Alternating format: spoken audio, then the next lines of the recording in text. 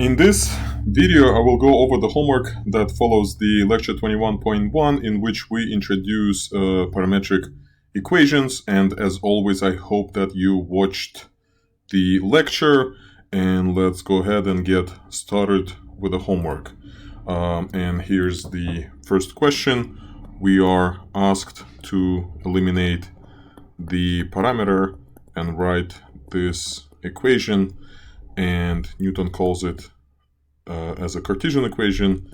We can refer to this type as just explicit form, but Cartesian, I guess, sounds just as good. And one way to eliminate the parameter is to use one of the equations to express the parameter in terms of one of the variables, and then plug in that expression into the other equation. So we're going to use the equation 1, and we're going to isolate t. So we're going to square both sides and then divide both sides by 5. So t is equal to x squared over 5. And then we're going to plug in, I guess, let's organize the work like this. And then in step 2, we're going to plug in t equals x squared over 5 into 2. So we have y equals 8t, but t is now x squared over 5. And this is the equation of this curve in Cartesian form. So let's go ahead and type this up. We have 8x squared over 5 plus 5.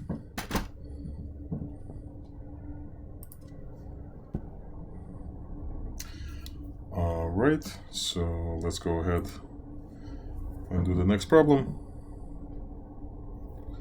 A very similar one in terms of what we have to do and what's given. We're going to eliminate the parameter, and we're going to isolate t in the first equation. So t is equals to e to the x, and then we're gonna plug in t, which is e to the x, into the second equation. So y is equal to negative 6 e to the power x, and that's the answer.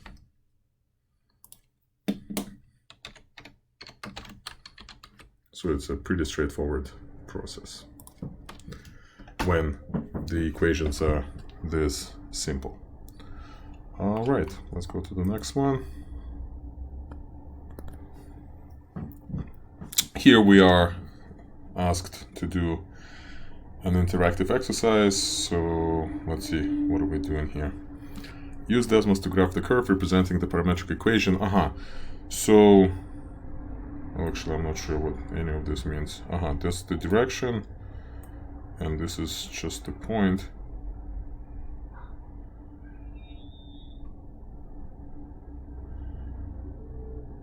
Interesting. So let's write what's given here. X is equal to 2 ln t, and y is equal to t to the 8. And one way to use Desmos will be to just plug it all in, and I guess since that's what they're asking us to do, we can do exactly that. So let's go ahead and open Desmos, and we can graph it by just simply typing this as an ordered pair, and t goes from 1 to 4, and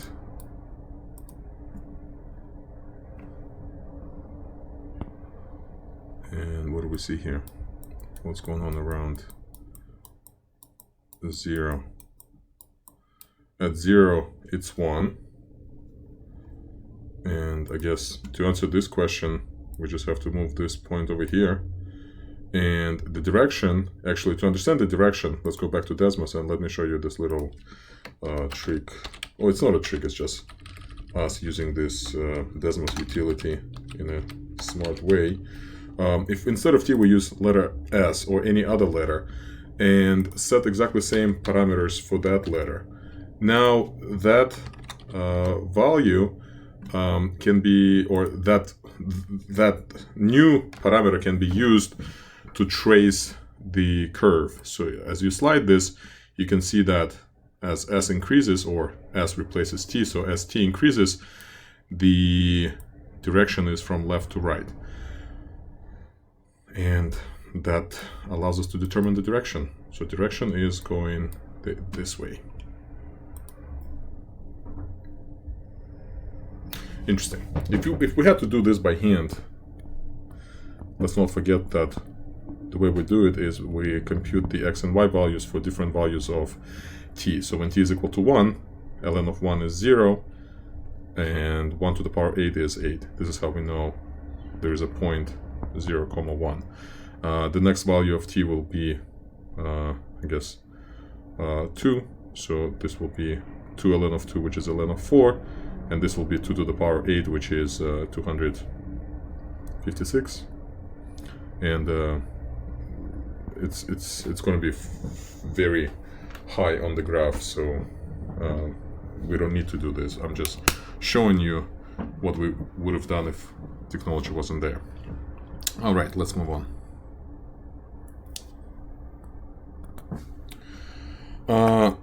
Now we have a parametric curve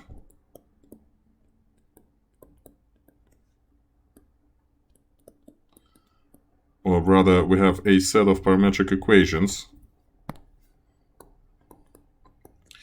and t ranges from 0 to 2 power over 5, and we are asked to compute the x and y values for different values of t. And yes, you can do this by hand, or you can just use technology. And in technology, if we were allowed to use technology, here's what I would do. I would have created this table of inputs, outputs, and this will be my t, this will be my x, and this will be my y, and t goes from 0, and when t is 0, x is equal to, actually we can write it here, x is equal to 7 cosine of 5t, and y is equal to sine of 5t, and when t is equal to pi over 6, and when t is equal to pi over 3, these are the outputs. And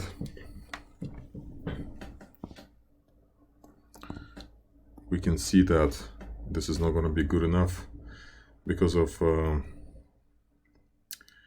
it gives us the answer in decimal form, but this I would suspect. I'm curious actually. It looks like it wants the exact value, so let's not risk it and let's just compute the exact value. But the idea is simple, right? We just need to plug in pi over 6 for t. Here and here is the same thing. We need to plug in pi over 3. Sine of 5 times pi over 3. And we know that sine of 5 pi over 3 is pi over 3. It's sine is the y coordinate, so it's negative root 3 over 2. And cosine of 5 pi over 6 is also negative root 3 over 2, but it's multiplied by 7. So here we have, here's our answers. Just need to make some room over here.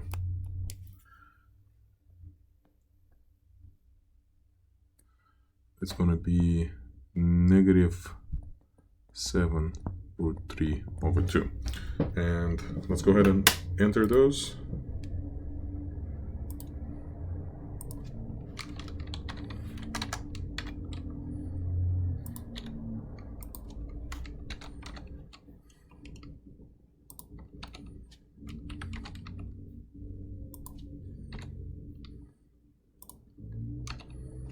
And I guess before we submit this, we can check our work. Let's just type this, -7 square root of 3 over 2, and that's exactly that.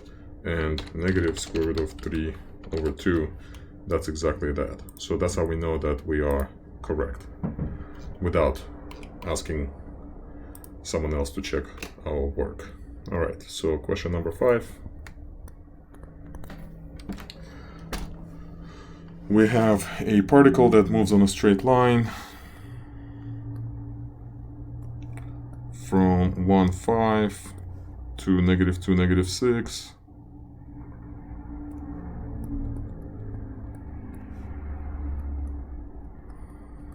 So it moves like this. And in 32 days, so it takes 32 days to move along this line segment. And the coordinates are given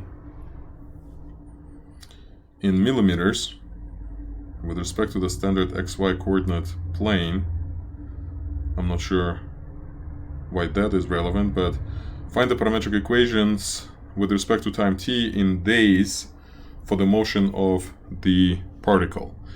And the way we do that, we break this motion into two parts, and the parts are the horizontal and the vertical. So in order for the object to move from this point A to this point B, it has to move from this x-coordinate 1 to this x-coordinate -2, and at the same time it has to move from this y-coordinate 5 to this y-coordinate -6.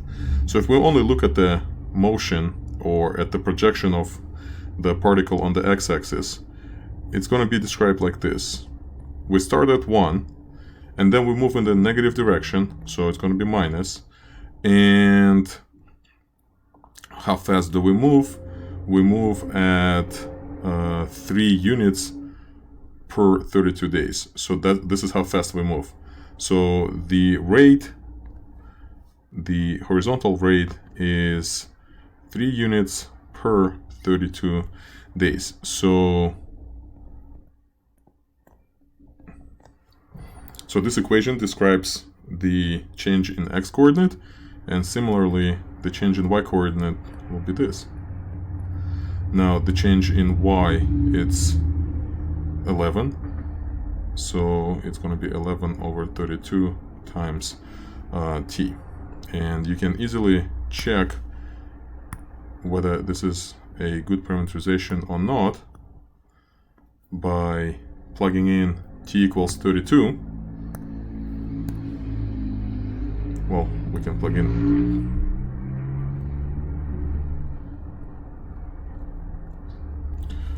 when you plug in t equals 0, what do we get? We get x equals 1, y equals 5. And now when you plug in t equals 32, what's going to happen? X will be -2 and y will be -6. So it looks like it's a good or the right parameterization. So let's go ahead and input that.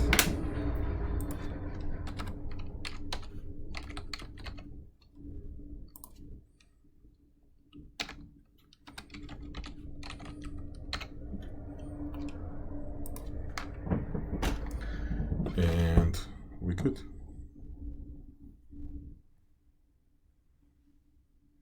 So that was question number 5.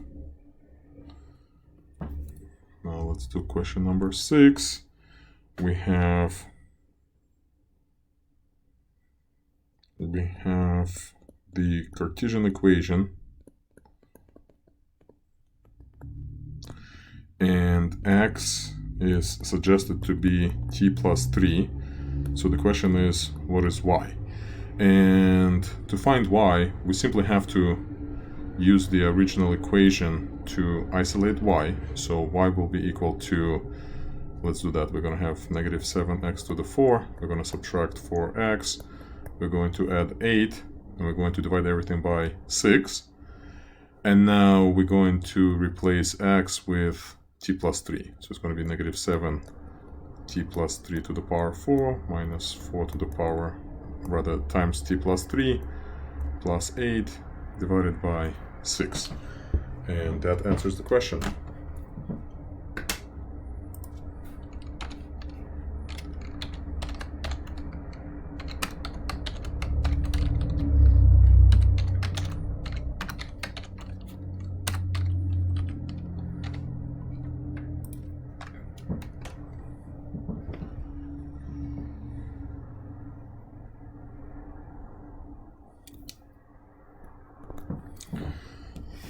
Next question. Determine the domain that results from eliminating the parameter in the set of parametric equations. Domain. When someone says domain, we understand it as a set of all allowed inputs. And when we're talking about parametric equations, the inputs are t's, and since there are no restrictions here, we would say t is any number between negative infinity and infinity. But the way the question is worded, determine the domain that results from eliminating the parameter. So we're going to eliminate the parameter here actually, and we're going to do that by actually noticing that both equations have negative 6t. So on one hand, negative 6t is equal to 7 minus x. On the other hand, negative 6t is equal to negative 6 minus y. So setting those equal to one another. Or actually, that's not necessary. I'm trying harder than have to here. If you know that negative 6t is equal to 7 minus x, you now know that y of t is equal to 7 minus x minus 6, which is 1 minus x. So now if we're talking about this as a domain, the domain of y being a function of x, we also don't have any restrictions. So x is also ranges from infinity to negative infinity. So either way we're looking at it, it's going to be from minus infinity to infinity. So let's go ahead and enter that.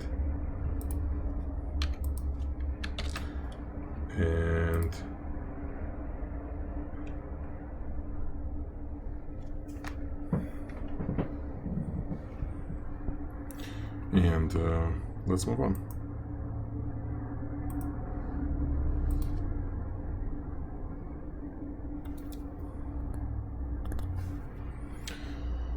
Write the parametric equation in a Cartesian equation. So this implies to a very specific way of eliminating the parameter when equation is given to you in this particular form. So when you have x equals to some number of secants and y is equal to the same number of tangents, we can use the Pythagorean identity that says if you, what is the Pythagorean identity? If you take sine squared and add it to cosine squared, you'll get 1. If you take 1 and add it to cotangent squared, you'll get cosecant squared. And if you take tangent squared and add it 1, you'll get secant squared theta. And it works exactly the same way when you have 1 theta or 4 theta. That doesn't matter. So I can rewrite this identity for 4 theta, and it works just as well. And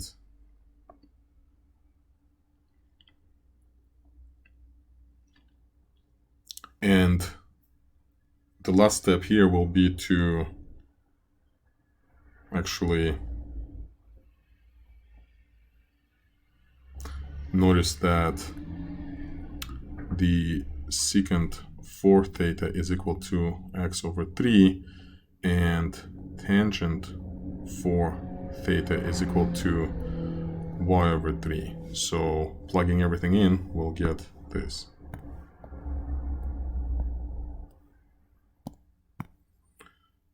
We get y over 3 squared plus 1 is equal to x over 3 squared, which can also be written like this. So I'm not sure which of these forms Newton will accept, but let's try this one.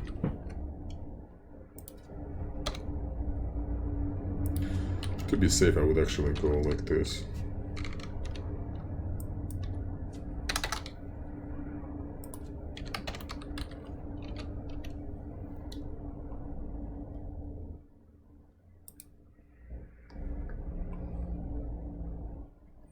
Yep, that's the one they wanted.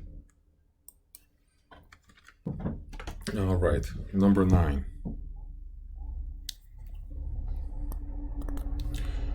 X is equal to negative 4t minus 1.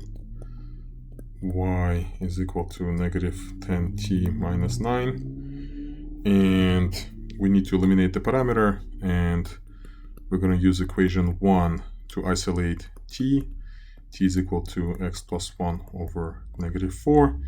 And then we're going to use equation 2 and replace t with the expression that we found in terms of x, and maybe simplify if you feel like it.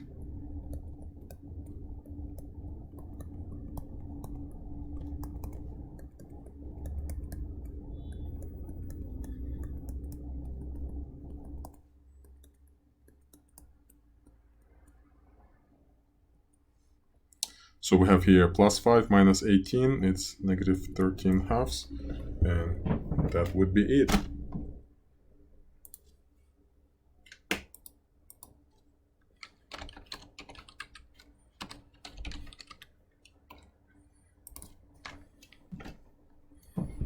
So that's number 9.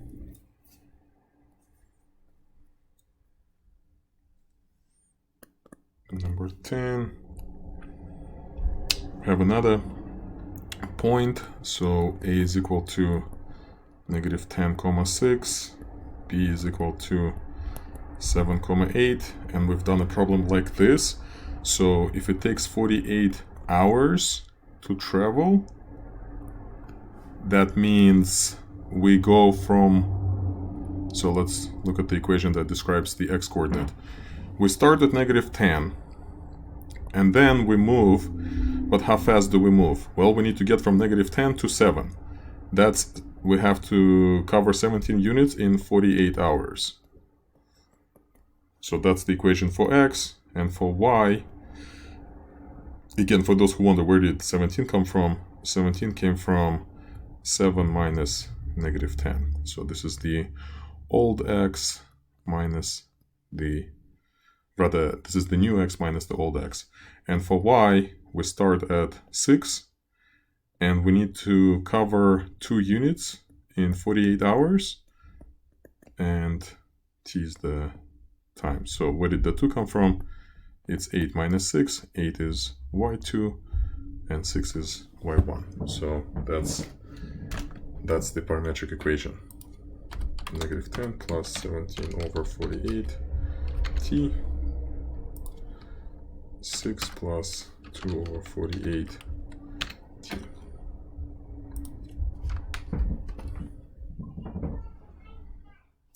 And I like to put the bracket over here. This was 10, now 11. We have 5x squared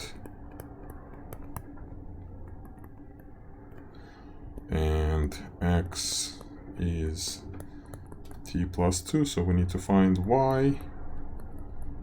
And to find y, first thing I'm going to do, I'm going to isolate y in this equation. So I'm going to take negative 5x squared, I'm going to add 7x, I'm going to subtract 4, and then I'm going to divide everything by negative 2. And then I'm going to replace x with t.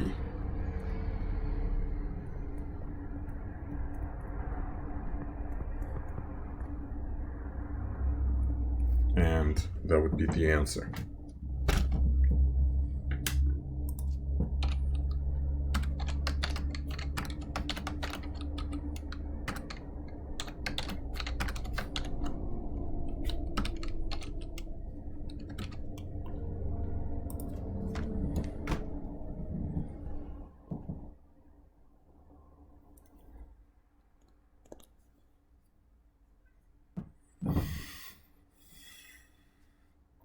determine which graph.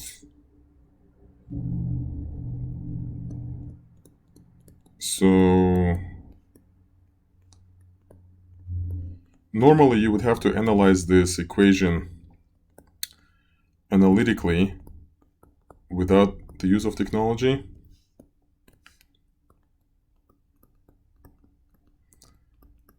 But that would be us pretending that we live in 19th century. So let's take a look at what options are here. And I'm going to show you how to do it analytically, but at the same time, we'll check our work with Desmos. So as t runs from 0 to pi over 2, it does make sense to plug in t equals 0 and pi over 2 just to see what's going on. When t equals 0, cosine of 0 is 1 and x is therefore negative 9. When t is equal to 0, sine of 0 is 0 and y is equal to 0. So the initial point is negative 9, 0. That eliminates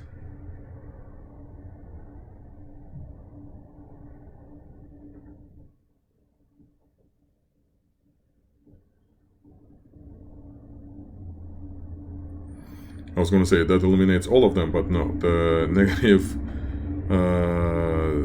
what on the left side here looks like 10, that's not 10, that's actually 9. So now we're picking basically between the answer. Actually, still, 3 of them are still in the game. 1, 3, and 4 are still possible. So let's see what's going on at pi over 2. Cosine of 2 pi is negative 1. So this is 9, and this is still 0. So at pi over 2, we are at 9, 0. So still, we weren't able to eliminate anything. Let's plug in pi over 4. Let's see what happens at pi over 4. Cosine of 4 times pi over 4 is cosine of pi, so that's 9. And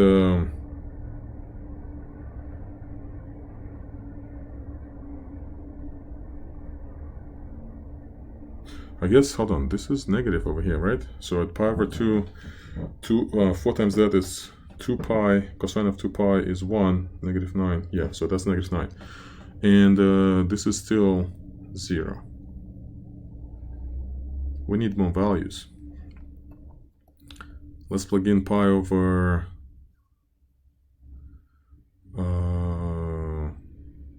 8. So at pi over 8, we have cosine of pi over 2, which is 0, and sine of pi over 2, which is 1, so it's going to be negative 9. Similarly, we can plug in other values. For example, 3 pi over 8. So at 3 pi over 8, we're going to get what? Cosine of 3 pi over 2, which is 0.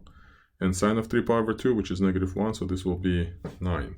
So by doing this, we can eliminate the second and the fourth answer. And between first and third, the only difference is the direction. So to figure out the direction, we would do exactly this. We'll just trace it. So at 0, we'll start at negative 9, 0. Then at 3 pi over 8, we go to 0, 9. Then at... Actually, it's pi over 4.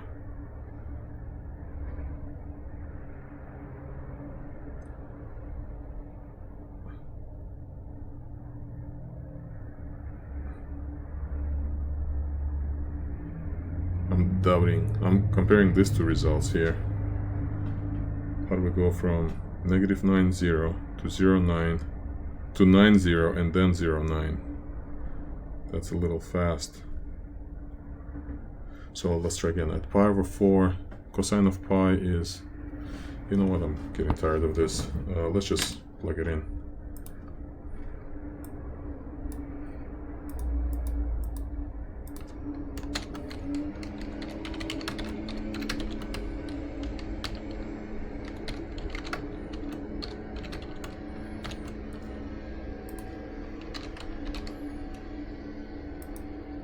So that's the answer. We still need to figure out the direction. How do we figure out the direction?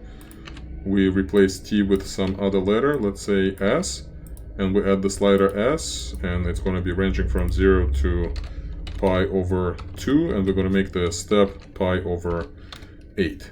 And let's see. So at 0, we are here. At pi over 8, we are here. Oh, I did forget that one. Oh my god. So at pi over 8, so we start here, then we go here. Right, that's this point. So first we start here, then we go here, then we go here, which is 9, 0. Then we go to 3 pi over 8, which is here. So it seems like we're moving this way. And then we go here, and the direction is pretty clear now. This is why I got mixed up. I totally missed that pi over 8 point for some reason. So we know the answer. The answer is this.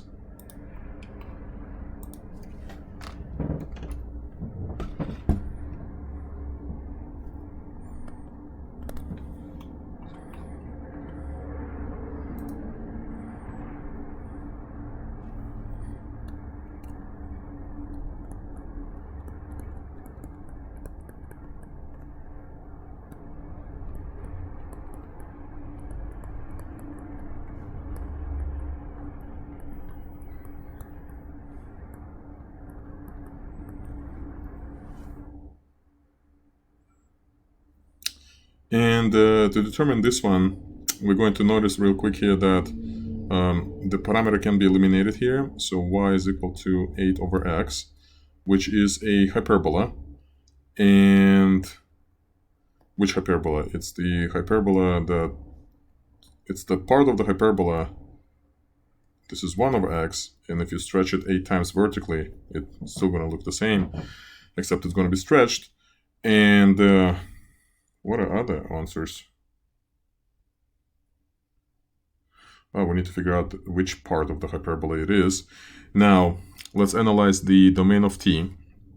If t ranges from negative 4.5 on the right and negative 9.5 on the left, if you add 7 to all sides of this inequality, you're going to get the domain for x.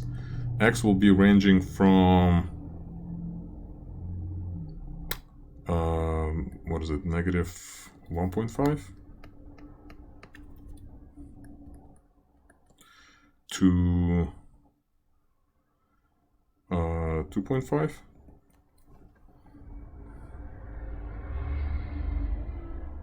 And at 0, obviously, y is not defined, so x cannot be equal to 0.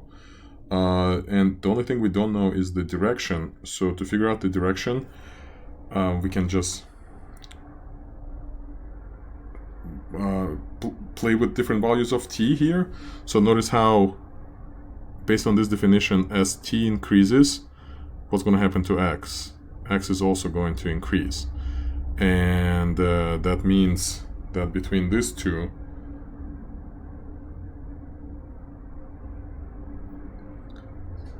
we're going to pick which one. Which one of them corresponds to the increase of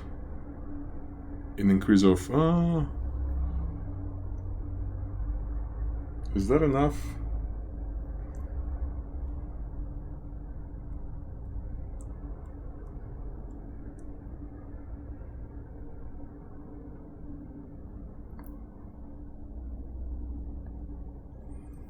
Actually, this is, I found a mistake here, but it's not a big deal. When t is equal to negative 9.5, we are at negative 2.5. And then when t is equal to negative 4.5, we are at 2.5. So we start on the left and we just move on to the right. So it's got to be this one. But I'm not gonna trust myself on this one. I mean, I trust myself, but not 100%. So let's just double check.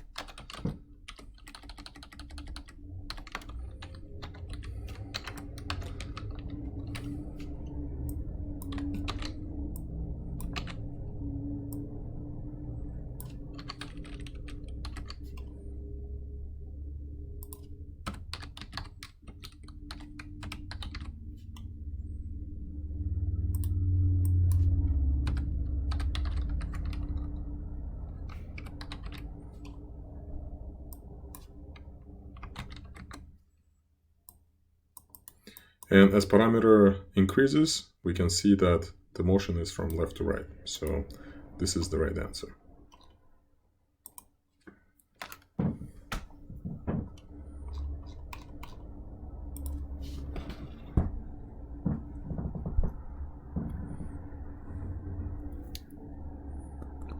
Uh, 14, we are given a set of parametric equations, and the question is, what is it? The best way to answer this question is to graph it. You can graph it by hand, and although I do know what the answer is, I'm still going to graph it.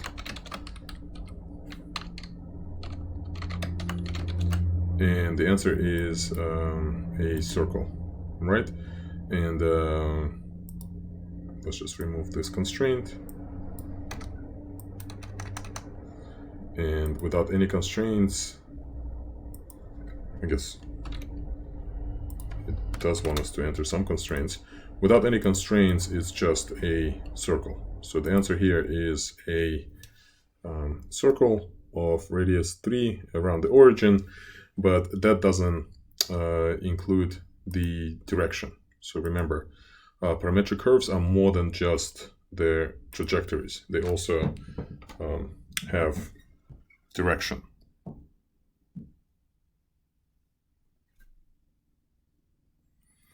All right, so that was 13, this is 14. We have x equals t minus 12, y equals 9 over t minus 12. T goes from 29 over 2 to 19 over 2, and just asking us to plug in all these values. Seems like we can have Desmos do that.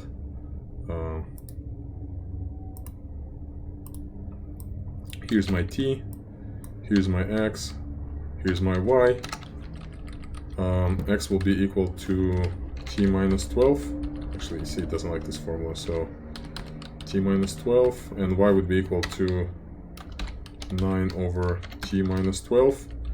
And we need to do all these computations for